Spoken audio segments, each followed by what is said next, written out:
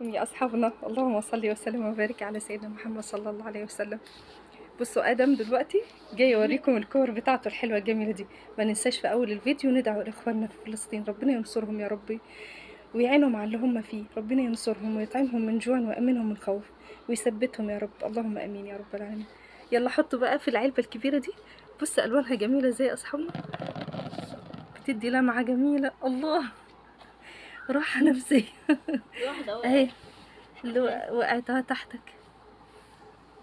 بالظبط. يلا حطهم كلهم كده. بسم الله الرحمن الرحيم. بص الفلاش لما مفتوح بيدي زي اضاءة. ايه ده انت حاطط حاجات جوه شايفين يا اصحابنا؟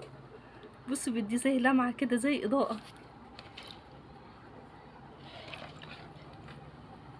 الله، وايه الاشكال المعفنة دي يا ايه ده؟ ادم؟ دي للبورصة اتقطع.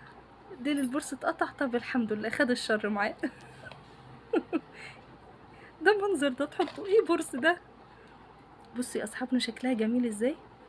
الله، هو قعد محتفظ بيها وكل شويه يبقى معاه كور يلينهم في الميه كده لغايه اما كبروا خالص. يعني بصوا الكره دي، بصوا الكره دي كبيره قوي ازاي. انا حاسه ان انا لو دوست عليها اكتر من كده هتتفزر مني. مش دي اللي كان عندك يا ادم في بتاع المطاط اللي هي بتعمل، اللي هي كان في الكوره دي يا اصحابي؟ الكابوريا اتقطع. ودي الكابوريا كمان اتقطع. ايه ده؟ طب الحمد لله. وليد التانية اتقطعت برضه. مين عندكم بقى يا اصحابنا يعني عنده الالعاب ديت والكور دي؟ بصوا ديت، بصوا دي كبيره ازاي قوي. كابوريا شربت مية اكتر واحدة. ما هي دي المفروض ما تتحطش في ميه كتير يا ايه. بصوا دي حلوه قوي ازاي. بصوا الزرقاء دي،